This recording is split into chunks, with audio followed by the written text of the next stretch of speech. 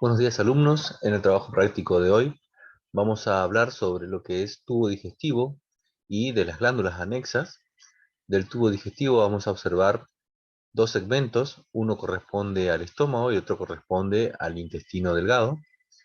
Más precisamente vamos a ver un preparado de duodeno. Y de las glándulas anexas vamos a observar un preparado de lo que es vesícula biliar y de hígado. Todos teñidos con la técnica de hematoxilina eosina. En el primer preparado que vamos a observar, que es correspondiente al estómago, teñido con técnica de hematoxilina, en el menor aumento podemos distinguir las cuatro capas que van a formar parte del tubo digestivo. Si vamos desde la luz hacia el exterior, la primera se denomina mucosa, que va a tener tres elementos constitutivos: el epitelio, la lámina propia y la muscular de la mucosa. Todo esto que le estoy señalando corresponde a la mucosa del estómago. Por debajo, en un color más eosinófilo, va a aparecer este tejido conectivo, que es el que se denomina submucosa, y va a abarcar todo este segmento que les estoy mostrando. Luego, por debajo, va a venir todo este otro sector que corresponde a un músculo liso, que se presenta en el tubo digestivo generalmente en dos disposiciones, una interna circular y una externa longitudinal, pero con la característica que tiene aquí en el estómago es que aparece una tercera capa más interna aún a la circular, que es en disposición oblicua. O sea que en el estómago voy a tener primero oblicua, luego circular interna y por último longitudinal externa. Y es todo el espesor de lo que corresponde a la capa muscular. Y por último, la más externa de todas, en este caso, es la serosa. Lo que nosotros vamos a hacer es ir a mayor aumento y describiendo cada una de las estructuras que les acabo de mencionar. En la mucosa del estómago vamos a ver que va a existir un epitelio que recubre toda la superficie, que es un epitelio de tipo cilíndrico simple, con la característica de ser cilíndrico simple y secretor de mucus, o sea, es mucus secretante. Es una superficie epitelial y que va a tener invaginaciones denominadas foveolas o fositas gástricas, en las cuales van a desembocar las glándulas gástricas que se encuentran en la lámina propia, ¿sí?, de tejido conectivo laxo de la mucosa. Esas glándulas van a ir en profundidad hasta prácticamente la muscular de la mucosa, y es el lugar donde voy a encontrar los distintos tipos celulares que forman parte de las glándulas gástricas. Son cinco. Vamos a ver que vamos a tener células secretoras de mucus, células madre, células principales, células parietales o oxífilas y células enteroendócrinas. Con esta técnica vamos a ir a mayor aumento y vamos a ver que las más fáciles de identificar van a ser estas células mucosecretantes, que son las que se continúan con las foveolas gástricas, digamos, las que van a ir hasta la superficie epitelial, y luego hacia el interior, en la mucosa, vamos a encontrar básicamente dos tipos celulares que se notan a simple vista. Estas células, que son más grandes, teñidas con un citoplasma eosinófilo, grandes, esféricas, con núcleo central bien esférico, corresponde a las células parietales u oxífilas. Estas son las secretoras de ácido clorhídrico, ¿sí?, y del factor intrínseco de Castel. Por otro lado, voy a tener células que se tiñen un poco más oscuras, con un citoplasma basal más basófilo, con núcleos esféricos de disposición basal, la porción apical un poco más clara, y estas células van a corresponderse a células principales. Estas células son las encargadas de producir la pepsina, o sea, el pepsinógeno, que luego va a llegar hacia la luz, hacia la superficie de la mucosa, y se va a activar gracias al pH ácido provocado por el ácido clorhídrico liberado de las células parietales. Los otros tipos celulares son más difíciles de identificar. Aquí pueden observar lo que da el límite de la mucosa de la submucosa, que esto es que también acá es músculo liso correspondiente a la muscular de la mucosa. Por debajo van a encontrar el tejido conectivo denso, con vasos sanguíneos, donde puedo identificar a veces el plexo, que es el plexo de Meissner, encargado de inervar la mucosa y la submucosa.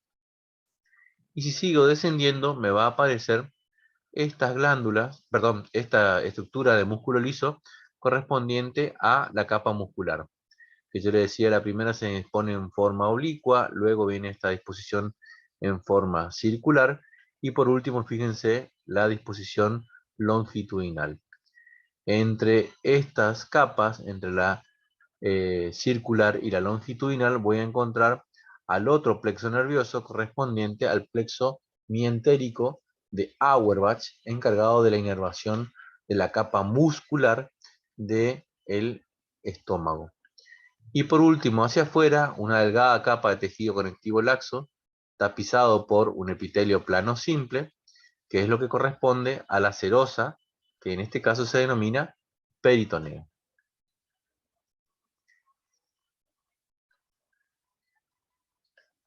En el siguiente preparado, vamos a ver un preparado de duodeno, que es la primera porción del intestino delgado, teñido con técnica de hematoxilina-eosina, y aquí nuevamente lo que tenemos que hacer es identificar las 4 capas que forman parte de este tubo. La primera va a corresponder a la mucosa, ¿sí? Y ya notamos que hay una gran diferencia, ya que presenta como pliegues.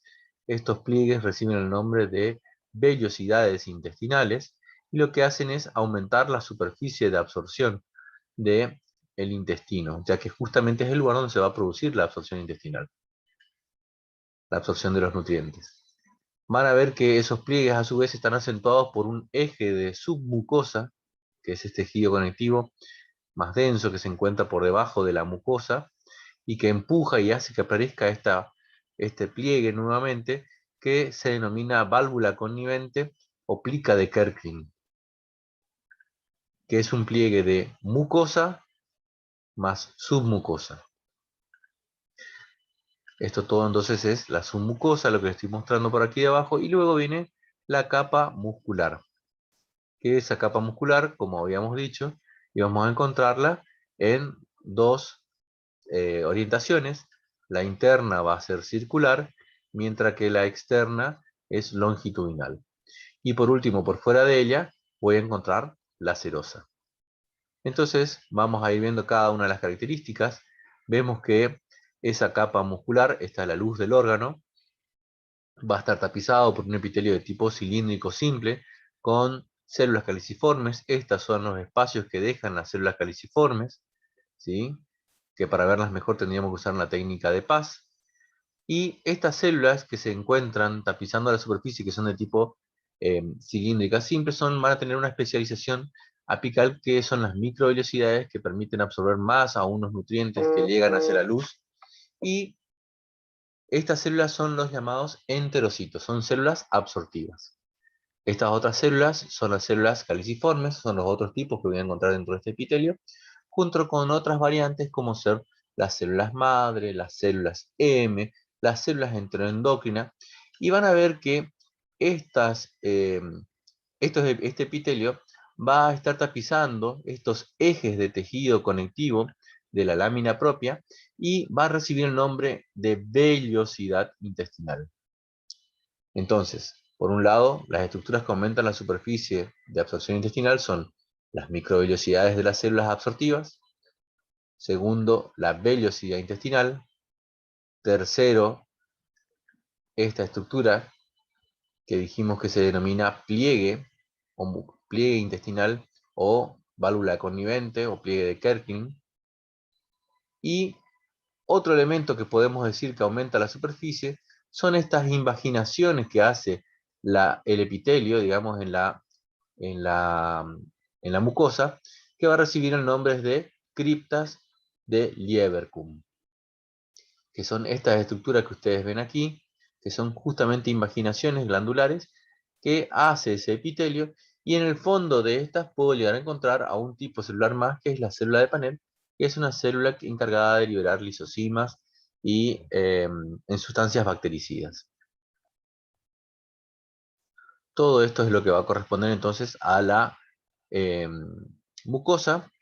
Su límite va a ser la muscular de la mucosa, que es una delgada capa de tejido conectivo, perdón, de músculo liso. Por debajo voy a encontrar la submucosa, que en este caso va a estar llena de glándulas, que son las llamadas glándulas de Brunner. son las encargadas de liberar mucus, bicarbonato, para proteger justamente la llegada del contenido que viene del estómago, que viene con un contenido con un pH muy ácido. Y por debajo de ella yo voy a encontrar entonces, lo que habíamos dicho hoy, de la submucosa, voy a encontrar mi capa muscular, con la capa interna en una orientación circular y la capa externa con una orientación longitudinal. Entre ambas voy a encontrar el plexo mientérico de Auerbach. Y la última capa que va a corresponder a la serosa, que es tejido conectivo laxo, más un epitelio plano simple. Esos son los dos órganos que vamos a ver correspondientes al tubo digestivo. Ahora vamos a ver un preparado de vesícula biliar, teñido con técnica de hematoxilina-eosina, donde voy a encontrar también las diferentes capas que forman parte del tubo, pero fíjense que las características aquí es que la pared es mucho más delgada. Voy a encontrar eh, nuevamente constituyendo o formando parte de lo que es la mucosa, un epitelio de tipo cilíndrico simple, ¿sí? Que es el encargado de eh, concentrar la bilis que llega desde el hígado y se aloja en este segmento. ¿Sí? Por debajo voy a encontrar un tejido conectivo laxo que corresponde a la lámina propia, donde voy a encontrar criptas correspondientes a estas invaginaciones que hace el epitelio y forman como estas pseudoglándulas que se denominan senos de Rokitansky-Ashow. Y por debajo de la mucosa voy a encontrar nuevamente la submucosa,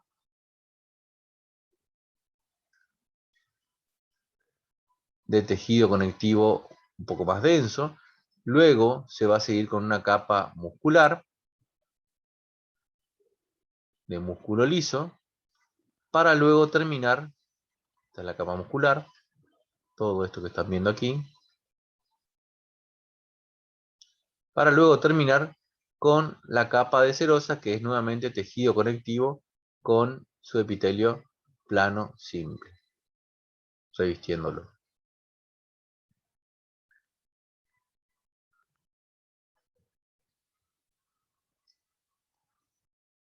Por último, el último preparado que van a ver corresponde a un preparado de hígado teñido con técnica de hematoxilina-eosina, donde lo que están viendo aquí es lo correspondiente al parénquima hepático, donde podemos observar grandes luces correspondientes a tabiques que van a formar parte de los lóbulos hepáticos, donde van a discurrir vasos y conductos biliares. Los vasos van a corresponder a ramas de la arteria hepática, a ramas de la vena porta, y los conductos corresponden a todos los conductos biliares. El hígado va a estar conformado por estructuras denominadas lóbulos, que acá a simple vista van a ver que tienen un aspecto o una forma hexagonal, y en el centro presentan una luz correspondiente a una vena que se denomina vena hepática o vena centro lobulillar, y de la cual van a irradiar tabiques de hepatocitos, que son las células principales que voy a encontrar en el hígado. Son las encargadas de formar justamente la bilis y muchas sustancias que van a formar parte de la secreción endocrina del hígado, ya que es una glándula anfícrina, ¿sí? La porción endocrina va a estar liberada directamente a la sangre por estas células, por los hepatocitos, como son las proteínas como albúmina y otras proteínas de la coagulación, etcétera, mientras que la porción exócrina va a ser liberada por estas mismas células, los hepatocitos, a conductos biliares que transportarán la secreción hasta la vesícula biliar, donde se almacenará hasta el momento de ser liberada. Bien, entonces lo que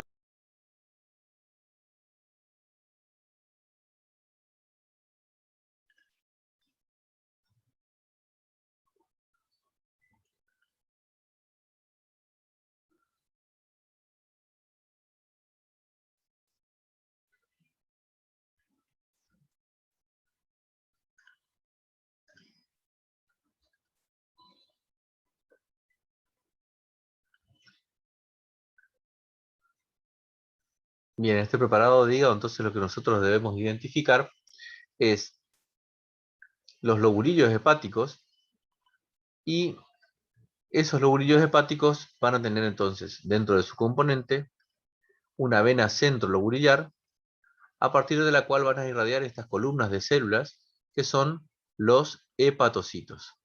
Son células poliédricas, ligeramente cuboides, que van a estar constituidas por un citoplasma que se tiñe eosinófilo, y que van a ver ustedes que pueden ser células que son uninucleadas o pueden llegar a ser incluso binucleadas.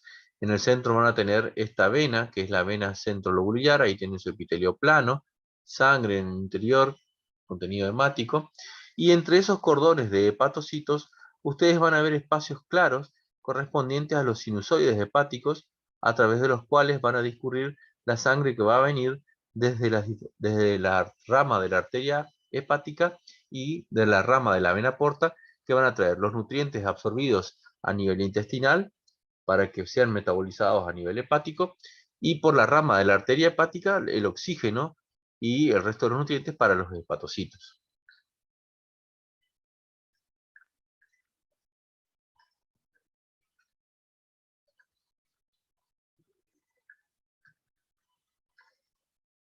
Fíjense, acá les muestra lo que yo les decía recién, hepatocitos que pueden llegar a ser, como le mostraba también en la imagen anterior, binucleados, o si no son uninucleados, se ve el nucleolo bien evidente en su interior, ¿sí?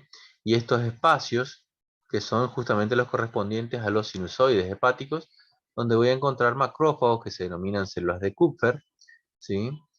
O espacios que se encuentran entre los sinusoides y los hepatocitos, que se denominan espacios periportales, en los cuales puedo encontrar una célula que se llaman células de Ito.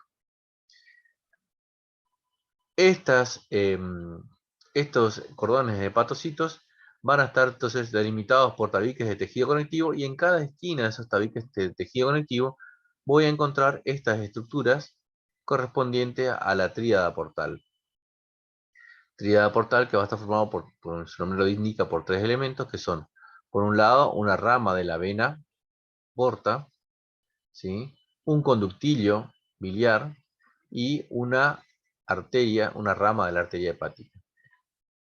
Esto lo vamos a ver con mejor detalle en esta imagen que están viendo aquí, donde se observa, fíjense, una rama de la vena porta con contenido hemático en su interior, la rama de la arteria hepática, acá se nota con mayor detalle, incluso se ve más gruesa su capa muscular, y los conductillos biliares con un epitelio de tipo cúbico o cilíndrico simple, ¿sí? La tríada portal va a estar formada por esos tres elementos: conductillo biliar con epitelio cúbico o cilíndrico simple, la vena, rama de la vena porta, y por último la rama de la arteria hepática. Esas son las estructuras que ustedes tienen que identificar cuando vayan a observar hígado. Los lobulillos, los hepatocitos con su vena centrolobulillar, y las ramas de las diferentes estructuras que van a formar parte de la tríada portal, que serían entonces rama de la arteria hepática, rama de la vena porta y el conductillo biliar. Muchas gracias.